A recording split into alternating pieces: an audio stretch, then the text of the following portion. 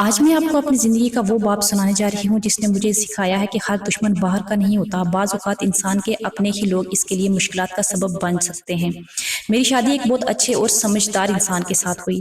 شادی کے ابتدائی دن میری زندگی کے سب سے خوبصورت دن تھے۔ میں نئے خوابوں، نئی امیدوں اور نئے رشتوں کے ساتھ اپنے سسرال آئی تھی۔ میرے دل میں سب کے لیے عزت اور محبت تھی اور میری یہی خواہش تھی کہ میں اس گھر کو اپنا گھر بنا لوں۔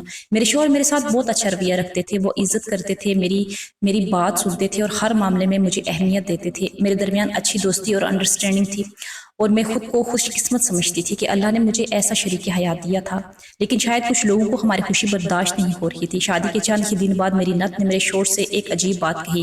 انہوں نے کہا، تمہاری بیوی کو زندگی میں جو بھی چیز چاہیے اس کے لیے پیسے مجھے دیا کرو، میں جا کر اس کے لیے سامان لے کر آیا کروں گی، تم اس کی عادتیں خراب مت کرنا، آج کل کی لڑکیاں سر چاٹ جاتی ہیں۔ میرے شوہر یہ بات سن کر حیران رہ گئے۔ انہوں نے بہت سکون سے جواب دیا، اس کی کیا ضرورت ہے، وہ خود جا سکتی ہے نا، وہ پڑھی لکھی اور سمجھدار ہے، اسے جو چیز چاہیے ہوگی وہ خود خرید سکتی ہے۔ میرے شوہر کا یہ جواب میری نند کو بالکل پسند نہیں آیا۔ شاید وہ یہ توقع کر رہی تھی کہ ان کی ہر بات مانی جائے گی، لیکن ایسا نہ ہوا۔ اسی دن سے میں نے محسوس کیا کہ ان کے رویے میں میرے لیے عجیب سی سختی آ گئی ہے۔ شروع میں مجھے لگا شاید میرا وہم ہے، میں نے کبھی ان کی باتوں کا برا نہیں مانا، کبھی جواب نہیں دیا، بلکہ ہمیشہ عزت سے پیش آتی رہی۔ ادھر میری ساس بیمار رہتی تھی، میں دل سے ان کی خدمت کرتی تھی۔ صبح جلدی اٹھتی، ان کے لیے ناشتہ تیار کرتی، ان کی دعائیں وقت پر دیتی، ان کے کپڑے استری کرتی اور ان کے لیے کھانے میں خاص خیال رکھتی کہ پرہیزی کھانا ہی ان کو دینا ہے۔ کئی مرتبہ ایسا ہوتا کہ میں اپنے آرام کو ہی بھول جاتی تھی، لیکن ان کی ضرورت کو نظر انداز نہیں کرتی تھی۔ میری ساس آہستہ آہستہ مجھ سے بہت مانوس ہو گئیں۔ وہ اکثر مجھے اپنے پاس بٹھا لیتی، پرانے وقتوں کی باتیں سناتی، اپنی جوانی کے قصے سناتی، کبھی اپنے دکھ شیئر کرتی اور کبھی اپنی خوشیاں بھی۔ میں خاموشی سے ان کی باتیں سنتی رہتی، شاید انہیں میری صحبت اچھی لگنے لگی تھی۔ گھر کے دوسرے لوگ بھی یہ بات محسوس کرنے لگے تھے کہ میری ساس مجھے بہت پسند کرنے لگی ہیں۔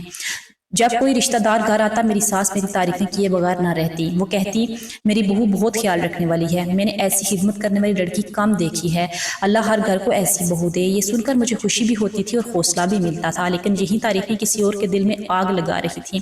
میری نند کی بیٹی تقریباً میری ہی عمر کی تھی، وہ بھی اکثر گھر آتی جاتی رہتی تھی۔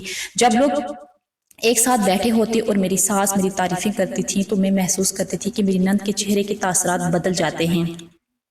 وہ خاموش رہتی تھی، لیکن ان کی خاموشی میں صاف ناراضگی نظر آتی تھی۔ میں نے کبھی مقابلہ نہیں کیا، میں نے کبھی یہ کوشش نہیں کی کہ مجھے کس سے بہتر ثابت کیا جائے، میں تو صرف اپنے فرائض ادا کر رہی تھی۔ لیکن بعض اوقات لوگوں کو آپ کی اچھائی بھی بری لگنے لگتی ہے۔ آہستہ آہستہ میری نند نے میرے خلاف چھوٹی چھوٹی باتیں شروع کر دی۔ اگر میں چائے بنا دیتی تو کہتی، نمک مرچ کا تو اسے کچھ پتہ ہی نہیں، چینی تو یہ ڈالتی ہی نہیں ہے، کھانے میں تو اس کو کچھ عطا پتہ ہی نہیں ہے۔ اگر میں صفائی کرتی تو کہتی یہ تو صرف دکھاوا کرتی ہے۔ اگر میں اپنی ساس کے ساتھ بیٹھتی تو کہتی بڑی خدمت گزار بنتی ہے۔ شروع میں نے ان باتوں کو نظر انداز کیا۔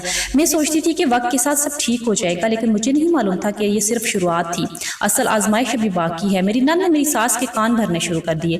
وہ موقع ڈھونڈتی تھی کہ میرے بارے میں کوئی نہ کوئی غلط بات کر سکتی۔ کبھی کہتی یہ بہت چلاک ہے، کبھی کہتی یہ سب کچھ دل سے نہیں کر رہی، اور کبھی کہتی یہ صرف سب کی ہمدردیاں حاصل کرنا چاہتی ہے۔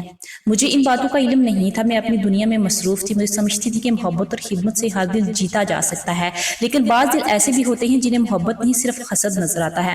ایک دن ایسا واقعہ ہوا جس نے مجھے پہلی بار احساس دلایا کہ میرے خلاف باقاعدہ منصوبہ بندی کی جا رہی ہے۔ میں کچن میں کام کر رہی تھی کہ اچانک میری ساس نے مجھے سخت لہجے میں آواز دی۔ میں گھبرا گئی کیونکہ انہوں نے پہلے کبھی مجھ سے اس انداز میں بات نہیں کی تھی۔ میں فوراً ان کے پاس گئی، ان کے چہرے پر ناراضگی تھی، اور پھر انہوں نے جو بات کہی وہ سن کر میرے قدموں تلے سے زمین نکل گئی۔ میں تیزی سے اپنے ساس کے کمرے میں گئی، ان کے چہرے پر ناراضگی دیکھ کر میں اور زیادہ گھبرا گئی۔ امی جی خیریت ہے نا، آپ نے بلایا ہے؟ انہوں نے میری طرف دیکھا اور بولی، تم نے آج میری دوائی وقت پر نہیں دی؟ میں حیران رہ گئی کیونکہ میں نے خود اپنے ہاتھوں سے انہیں دوائی دی تھی۔ میں نے آہستہ سے کہا، امی جی میں نے تو دوپہر کو آپ کو دوائی دے دی تھی۔ انہوں نے فوراً جواب دیا، نہیں تم نے نہیں دی، مجھے سب پتا ہے۔ میں بالکل خاموش ہو گئی، مجھے سمجھ نہیں آ رہا تھا کہ آخر یہ کیا ہو رہا ہے۔ اسی دوران میری نند بھی کمرے میں آ گئی۔ وہ فوراً بولی، امی میں نے تو پہلے ہی کہا تھا آج کل کی لڑکیاں چند دن خدمت کر کے سب کا دل جیت لیتی ہیں، پھر اصل رنگ دکھانا شروع کر دیتی ہیں۔ ان کی بات سن کر مجھے بہت دکھ ہوا۔ میں جانتی تھی کہ وہ جان بوجھ کر مجھے برا ثابت کرنا چاہتی ہیں، لیکن میں نے خاموش رہنا بہتر سمجھا۔ شام کو جب میرے شوہر گھر آئے تو میری ساس نے ان سے بہت شکایتیں کرنا شروع کر دی۔ میرے دل کی دھڑکن تیز ہو گئی۔ مجھے لگا شاید وہ میری بات سنے بغیر ناراض ہو جائیں گے، لیکن میرے شوہر نے سکون سے مجھ سے پوچھا، سچ بتاؤ کیا ہوا ہے؟ میں نے پوری بات بتا دی۔ تب اچانک انہیں یاد آیا کہ دوائی تو انہوں نے خود مجھے دیتے ہوئے دیکھا تھا۔ انہوں نے اپنی والدہ سے کہا امی میں نے اپنی آنکھوں سے دیکھا ہے کہ اس نے دوائی دی تھی آپ کو۔ یہ سن کر میری ساس خاموش ہو گئی، لیکن میری نند کا چہرہ ایک لمحے کے لیے اتر سا گیا۔ انہوں نے ان کی پہلی کوشش ناکام کر دی۔ اس کے بعد زیادہ محتاط ہو گئی۔ میں ہر کام پہلے سے زیادہ ذمہ داری سے کرنے لگی تھی، لیکن میری نند بھی جیسے ضد کر لی تھی، کسی نہ کسی طرح میری عزت خراب کرتی رہے گی۔ کبھی وہ میرے بنائے ہوئے کھانے میں خامیاں نکالتی، کبھی میری صفائی پر تنقید کرتی، کبھی رشتہ داروں کے سامنے طنزیہ جملے بولتی۔ میں ہر بار خاموش رہتی، کیونکہ میری ماں نے مجھے رخصت کرتے وقت ایک بات کہی تھی، بیٹی سسرال میں عزت کمانا بہت مشکل ہوتا ہے اور کھونا بہت آسان۔ میں یہی سوچ کر صبر کرتی رہی، مگر حالات دن بدن بدل رہے تھے۔ ایک طرف میری ساس مجھ سے خوش تھی، دوسری طرف میری نند مسلسل ان کے دل میں میرے خلاف باتیں ڈال رہی تھی۔ پھر ایک دن ایسا آیا جب میری ساس کی سالگرہ تھی۔ میں نے سوچا کہ ان کے لیے کچھ خاص کروں گی۔ میں نے اپنے تھوڑے سے پیسے جمع کیے ہوئے تھے، ان پیسوں سے ان کے لیے ایک خوبصورت سے شال خریدی، سارا دن گھر سجایا، ان کی پسند کا کھانا بنایا، اور شام کو جب سب اکٹھے ہوئے تو میں نے محبت سے انہیں وہ تحفہ دیا۔ میری ساس کی آنکھوں میں خوشی آ گئی، انہوں نے سب کے سامنے مجھے گلے لگا لیا اور کہا بیٹا تم نے مجھے اپنی بیٹی کی کمی محسوس نہیں ہونے دی۔ یہ جملہ سن کر میری آنکھیں بھی نم ہوں گی، لیکن میں نے ایک اور چہرہ بھی دیکھا میری نند کا۔ ان کے چہرے پر ناراضگی پہلے سے کہیں زیادہ نمایاں ہو چکی تھی۔ مجھے اس وقت اندازہ نہیں تھا کہ آج کی یہ خوشی آنے والے طوفان کی وجہ بننے والی ہے۔ اگلے دن جب میں کچن میں کام کر رہی تھی تو میں نے اپنی نند اور ان کے ایک رشتہ دار کو آپس میں باتیں کرتے ہوئے سنا۔ وہ کہہ رہی تھی اگر ابھی اسے نہ روکا گیا تو کل یہ پورے گھر پر راج کرنا شروع کر دے گی۔ یہ الفاظ سن کر میرے ہاتھ کانپ گئے۔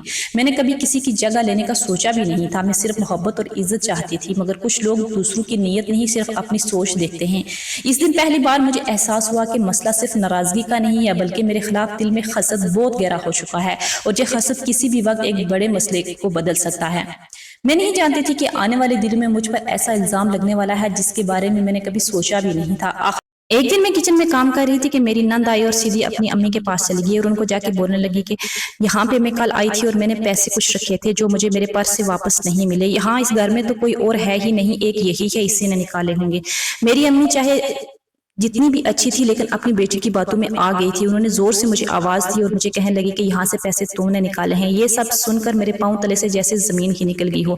میرے پاس کوئی الفاظ ہی نہیں تھے، کیونکہ چوری کرنے کے بارے میں تو میں سوچ بھی نہیں سکتی تھی، لیکن میری نند مسلسل مجھے باتیں سنا رہی تھی۔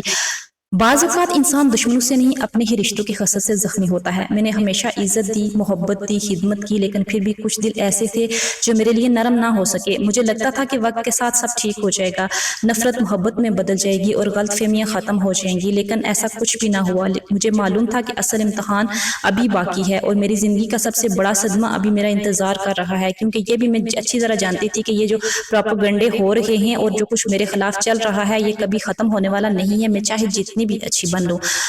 لیکن مجھے ایک طرف سے یہ سکون ضرور تھا کہ میرے شوہر اور مشکل میں میرا ساتھ دیتے تھے، وہ مجھے سمجھتے تھے، انہیں پتا تھا کہ یہ سب اس کے خلاف ہو رہا ہے، اس وجہ سے میں اپنے شوہر کی سائڈ سے بالکل مطمئن تھی۔ لیکن پھر بھی سسرال میں جتنا بھی آپ اچھا بن لیں کبھی بھی کوئی بھی آپ کی تعریف نہیں کرے گا، اور کوئی ایک نہ ایک بندہ ایسا ضرور ہوتا ہے جو ساری فیملی کو آپ کے خلاف کر سکتا ہے۔ اگر آپ میری کہانی سن رہے ہیں تو اپنی دعاؤں میں مجھے ضرور یاد رکھیں۔ اگلے پارٹ میں پھر آپ سے ملاقات ہوگی۔ اللہ حافظ۔